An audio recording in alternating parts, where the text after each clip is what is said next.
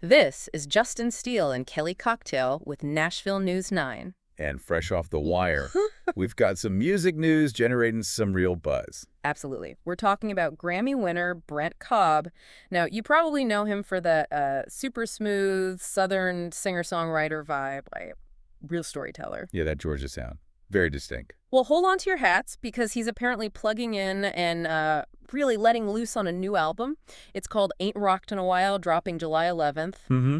And look, if you're only familiar with his more laid-back stuff, this might come as a bit of a surprise. An exciting one, though. Definitely intriguing. You hear Brent Cobb, you think introspective, maybe acoustic-driven sometimes. Yeah. But there's a piece in Saving Country Music from back in April. Right, we saw that. Yeah, and it dives into this and points out that his live shows, particularly with his band, the Fixins, they've got this real rock energy. Okay, so this isn't totally out of left field then. Well, the article suggests this new record is about intentionally capturing that live rock and roll spirit, maybe bringing it more to the forefront than on past studio albums. Gotcha. So let's dig into that Saving Country Music piece a bit more. It really highlights this contrast, you could say, between the public perception maybe and the live reality. Exactly. And Cobb himself seems very aware of it. He's quoted saying something really interesting. What's that? He said he wants this album to be an album of reference. An album of reference? Yeah. What does that mean exactly? Like something he can point to for anyone who maybe only knows the softer side, you know? Right. He wants to show people, hey, I can rock too. Huh. It's almost like setting the record straight on his own sound. Sort of, yeah. But what's key is his full quote. He says, this album is a point of reference. It's not that I've never rocked before, just ain't rocked in a while. Ah, okay. So it's not like he just discovered electric guitars. Not at all. It feels more like maybe now's the time to specifically showcase that facet of his music on a record. Makes you wonder why now, you know? That is a good question. And it sounds like the recording process was designed to capture that live feel, too. The article mentions it was co-produced with Oran Thornton. Right. And recorded live, slate to tape, with the band, the Fixins. Yep. Len Clark on drums, Matt McDaniel on guitar, Josh Williams on bass.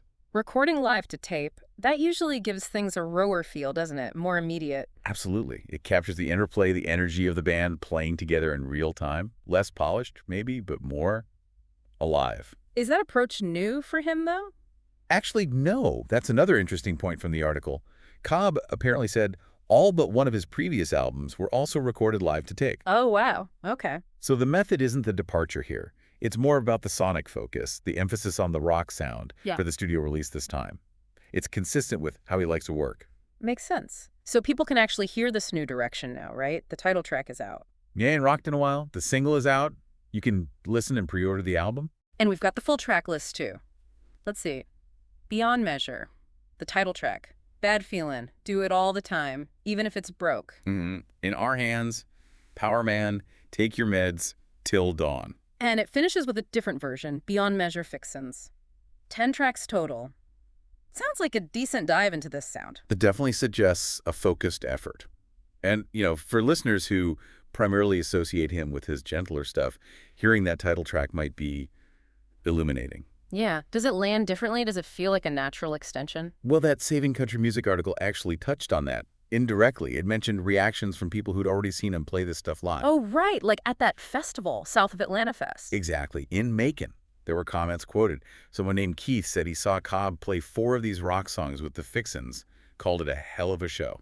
Nice. So the live translation is there. Seems like it. Another person, Hank Charles, mentioned seeing them open for Blackberry Smoke, a Southern rock band, and said they fit right in. Praised how tight the band was. Okay, so people who see him live are maybe already familiar with this energy. That's what it sounds like. Red Twerk, another good commenter mentioned, said the new song sounded fantastic live. It really backs up Cobb's whole point about the live show, doesn't it? It really does. It suggests this album might feel like home territory for his regular concert goers, even if it seems like a shift for radio listeners, maybe. Yeah, it raises that question. Who is this album for? Is it for the existing fans who know the rock side? Or is it to broaden the perception for everyone else? Or both? Good point.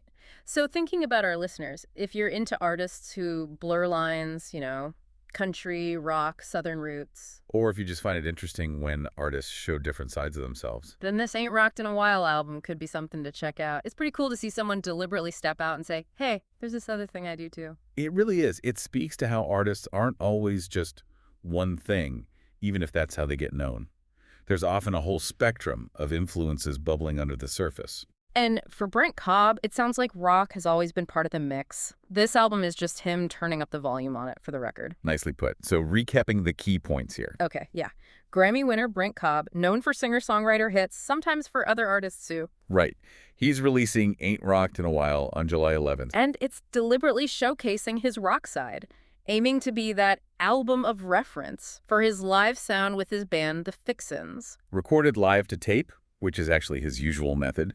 Co-produced with Oran Thornton. Band members are Len Clark, Matt McDaniel, Josh Williams. 10 tracks, title track's already out. And importantly, audience feedback from live shows suggests this rockier sound is already hitting well with crowds. Yeah.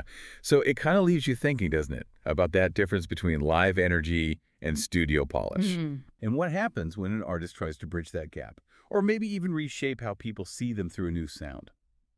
So we're checking out that title track, Ain't Rocked in a While, and just asking yourself, does this change how you hear Brent Cobb? Definitely something interesting happening there.